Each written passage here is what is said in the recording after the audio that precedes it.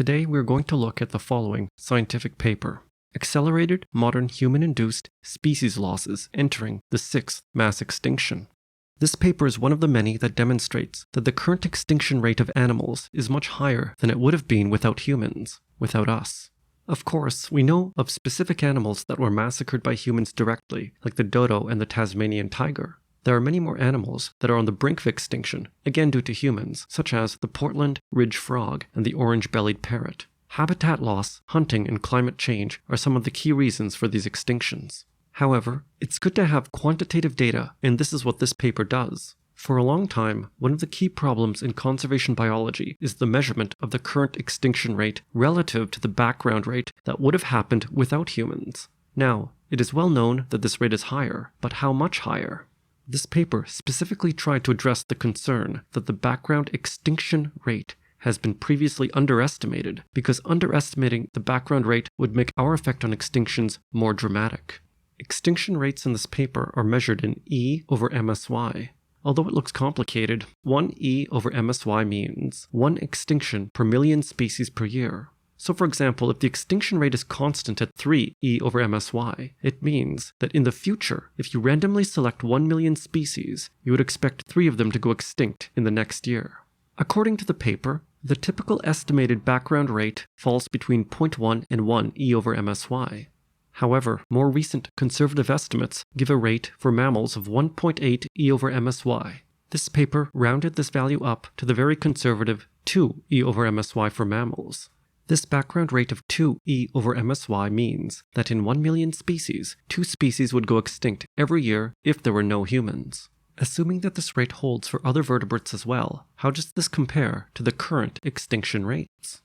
The authors took the data from the IUCN, an organization that keeps records of which species are extinct, endangered, and vulnerable. This is the data they compiled. The authors computed 2 extinction rates. The first is using species confirmed to be extinct.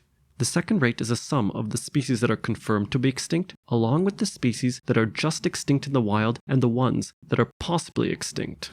It is worth noting here that species that are just possibly extinct are either truly extinct or are very likely to be extinct soon if they aren't already. But back to the table. Let me remind you what these numbers mean.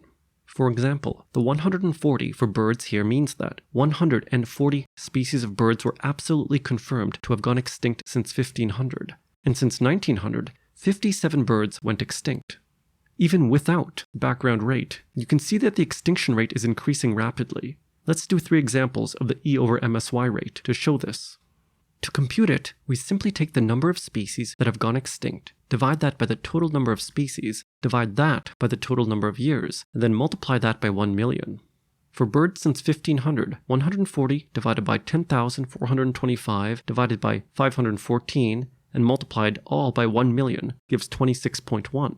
But since 1900, we have 57 divided by 10,425 divided that by 114 and multiplied all by 1 million gives 48. Thus, the average extinction rate for birds since 1900 is 48 divided by 26.1, or 1.8 times higher than the extinction rate since 1500.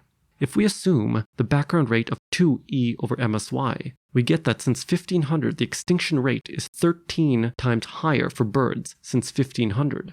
Since 1900, it is 24 times higher. Let's do one more.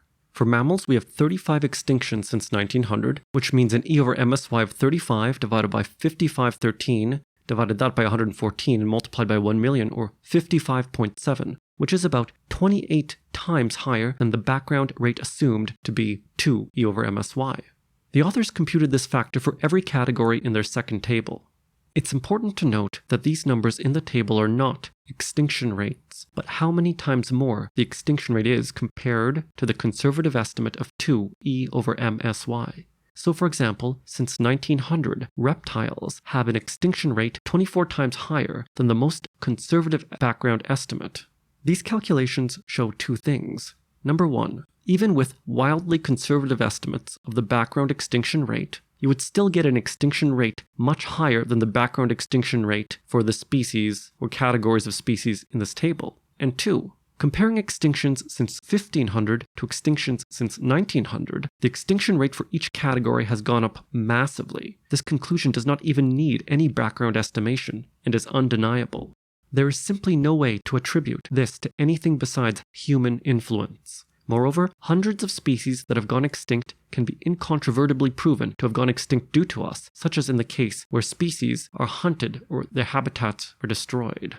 The authors write at the end of their paper, therefore, although biologists cannot say precisely how many species there are, or exactly how many have gone extinct in any time interval, we can confidently conclude that modern extinction rates are exceptionally high, that they are increasing, and that they suggest a mass extinction underway, the sixth of its kind in Earth's 4.5 billion years of history. I hope that this discussion has increased your understanding that we're indeed in a dire situation and that we need to act fast to minimize the damage we are causing. Thank you for watching, and I'll see you again next time.